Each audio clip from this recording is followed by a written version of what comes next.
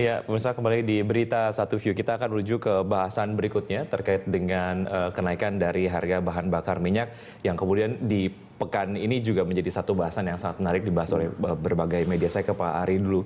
Kalau kita lihat dari harga BBM yang kemudian juga ini sepertinya diserahkan kepada mekanisme naik turunnya harga minyak dunia dan juga pergerakan nilai tukar rupiah terhadap dolar Amerika Serikat. Beberapa pihak kemudian melihat ini adalah sebagai satu hal yang menyalahi konstitusi karena sebaiknya negara punya batas atas dan juga batas bawah terkait dengan BBM ini. Ini juga terkait dengan kepastian dunia usaha dan lain sebagainya. Anda melihat ini seperti apa, Pak Ari?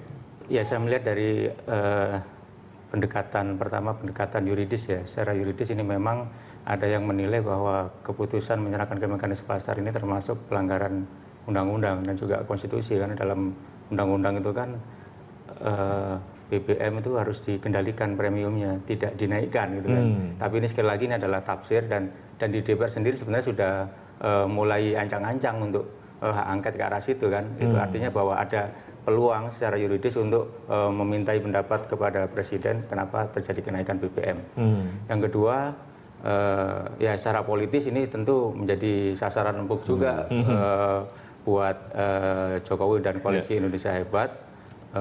Untuk dikritisi oleh kubu oposisi, KMP atau oposisi gitu kan, sehingga jadi amunisi yang kuat juga untuk kemudian ya apapun lah hak yang dimiliki oleh DPR, entah hak menyatakan pendapat atau hak interpelasi atau hak angket ataupun apapun namanya, itu nanti akan menjatuhkan pamor juga.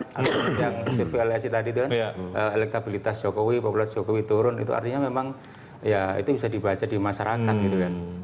Yang ketiga, secara sosiologis ini memang kenaikan BBM, kalau kita serap suara-suara dari masyarakat gitu ya, memang secara umum rasa-rasanya, ini kan belum valid juga, tetapi secara umum rasa-rasanya melihat dari keluhan-keluhan masyarakat yang menghadapi kenaikan dalam waktu yang bersamaan, LPG kemarin 1 April, terus kemudian sebelum 1 April ternyata BBM juga naik lagi, sementara harga komoditas yang lain juga tidak mau turun ketika kemarin BBM sempat turun, dan kemudian ketika naik transportasi juga kemudian ikut naik lagi. Itu artinya beban masyarakat bertambah gitu kan.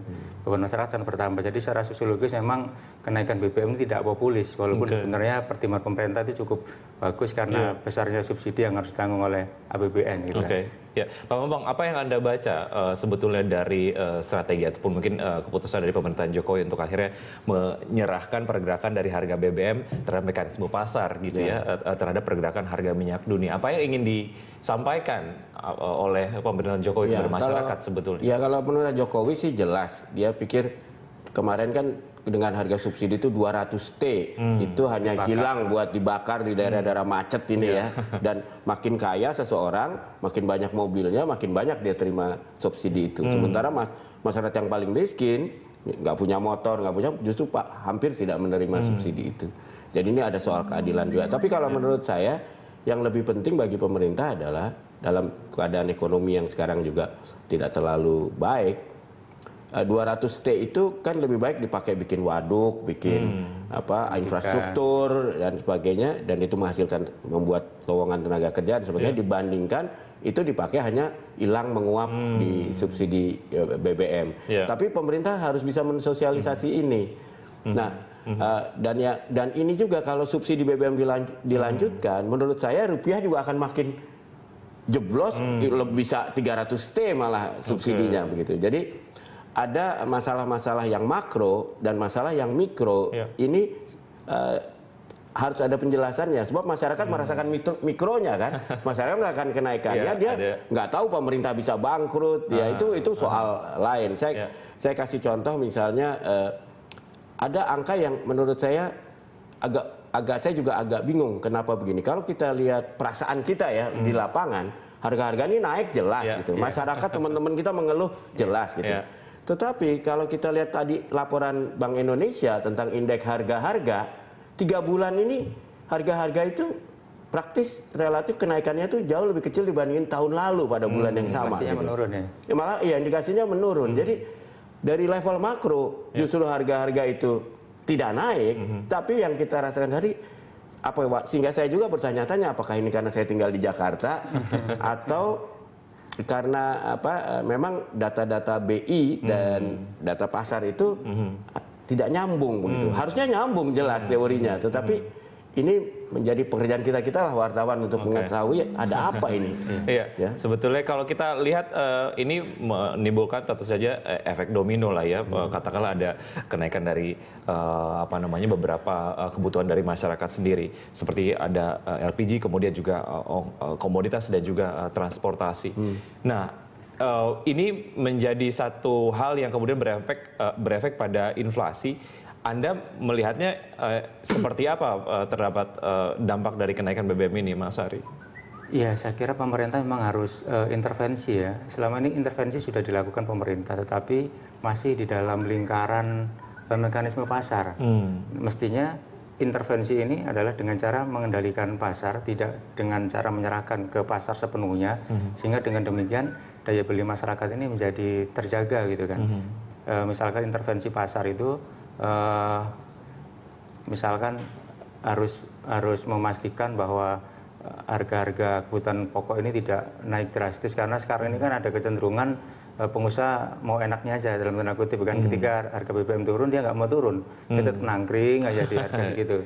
Begitu naik 10% kemarin transportasi ternyata menaikkan sampai 35%. Itu kan sangat membebani masyarakat kan, sementara gaji mereka tetap tidak naik, dan gaji kita semua juga belum naik, sementara harga begitu beruntun terus sampai dalam waktu bersamaan naik begitu besar. Ya kan? Mekanisme kebijakan seperti apa sebetulnya Pak Bambang yang kemudian diekspektasi agar BBM belum naik, baru agenda saja, tapi harga-harga sudah naik, tapi BBM turun, harga nggak turun gitu ya, supaya kemudian pengusaha juga akhirnya tidak memanfaatkan dalam tanda kutip kondisi sebetulnya ini. Sih, kalau pemerintah mau populis, mau menurunkan harga itu gampang sekali.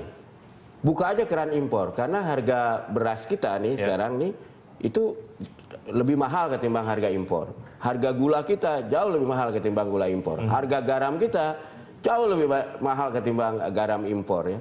Banyak sekali komponen harga-harga produksi dalam negeri yang diproteksi itu jauh lebih tinggi ketimbang harga impor. Jadi mau nurunin harga beras gampang, buka impor beras. Tapi mau nurunin harga gula. Mana sebetulnya Pak Bambang? Nah inilah yang disebut namanya politik. Siapa yang diuntungkan, siapa yang dirugikan. Apakah kita mau berpihak pada petani yang produksi beras, tapi harganya naik lebih mahal dari impor? Ya kita yang non petani mengkonsumsi beras dirugikan dalam tanda kutip. Karena harganya mahal. Karena harganya lebih mahal. Tetapi ada lagi faktor lain yang lebih gila. Di satu sisi harga beras naik, tapi harga jual gabah turun. Jadi di sini juga ada jalur distribusi.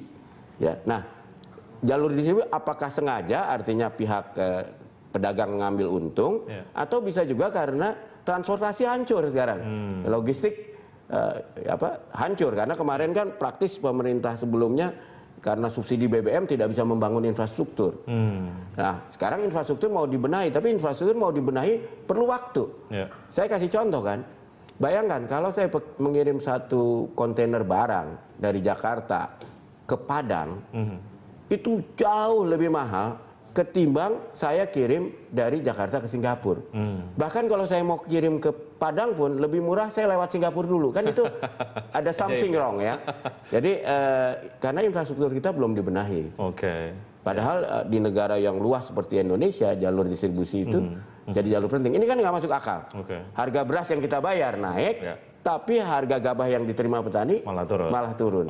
Artinya kesejahteraan petani juga akhirnya mendapatkan dampak. Ya, sehingga Jokowi curiga bahwa ini sengaja oleh pedagang beras supaya mereka boleh impor beras. Gitu. Karena kalau mereka bisa impor beras dengan harga sekarang, keuntungannya luar biasa.